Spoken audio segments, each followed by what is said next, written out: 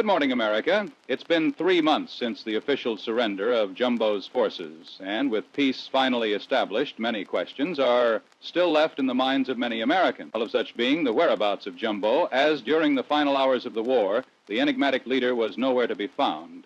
And as a result, the Pumpkin has declared a national manhunt to find the former president so he may be punished for his crimes. Although Jumbo successfully evaded capture, many of his inner circle tried to simultaneously make their escapes as well, with less fruitful results. The most high-profile case being the former right-hand man of the president, Bilbo, as he was caught attempting to buy plane tickets to Argentina. Clearly, someone's being watching. Too much of the History Channel. Please laugh. Come on, guys, that was a good one. Anyways, authorities caught Bilbo in the act while using a forged passport under the name Goguen Zult, a very interesting pseudonym indeed. But back to the fall of Cleveland.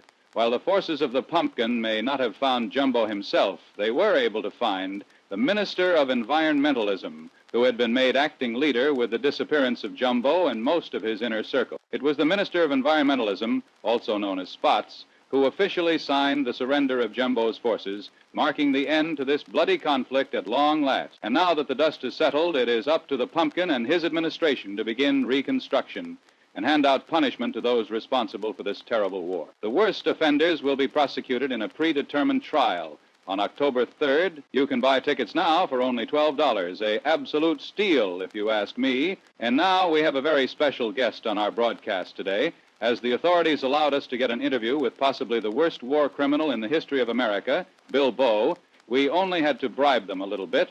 We now go to our man in the field, Crosby Smith, with his interview of the century. Thanks, Tom. I'm here today with known war criminal and right-hand man of Jumbo, Bilbo, straight from his cell in Fort Stagg. Okay, the first thing I wanted to ask was, do you regret any of your actions during your time in Jumbo's administration? I regret nothing. And I'll do it again. Okay, honestly, I don't know what I was expecting, but I also wanted to ask, since you were in Jumbo's inner circle, was there any substantial proof that Pumpkin rigged the elections? Honestly, we were just sore losers. So since you've been given the death penalty, do you believe you deserve that sentence? The death penalty. I've killed hundreds. So, probably. Wow, all right, so since you have insider knowledge, what was the main goal of Jumbo's administration? Profit. Okay, I have another question in the same vein. Do you believe Jumbonomics was a viable economic system? There's a problem with Jumbonomics.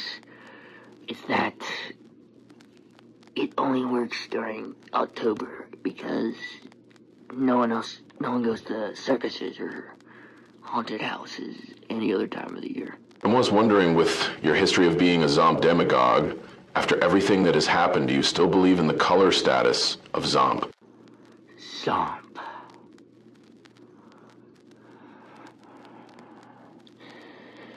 Is a color. I know nobody asked for my opinion, but I disagree. But moving on, do you deny that you greenlit Project Monstrous Energy, adding, quote, a fuck ton of monster and assortment of other drugs to your soldiers' Faygo, leading to many deaths? You see, Monster usually works. But I made a miscalculation. We were supposed to put 1 tablespoon in each drink, but we put 1 pound in each drink. Honestly, an honest mistake. So what's your message you want to give to the American people? My message to the American people is very clear. It's to resist the Pumpkin's an illegitimate leader. And, Okay, so, from what the reports say, that during your capture, you were caught while attempting to buy tickets to Argentina with a fake ID under the name Gauguin Falk. Do you have any comments on this?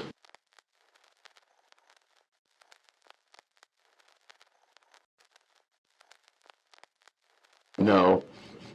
Okay, honestly, I watch the History Channel too sometimes, but anyway, can you at least tell the good people at Faygo News the whereabouts of Jumbo after the fall of Cleveland? You left me behind. Yeah, I feel you, bro. My ex-wife also left me. Moving on. Do you think I'm a good reporter? Like, I definitely deserve a raise, right? You do not. You're the worst reporter I've ever seen. And I will blow your brains out. Come on, man. Help a brother out here. Whatever, man. Okay, so what is your opinion on President Pumpkin? My opinion on the pumpkin. My opinion. My opinion. Oh! Hey, cut that shit out, bro. I'm finished yet. Don't worry, folks. They're probably fine after that riveting interview. That will be all for today. I'm Tom with Faygo News, signing out.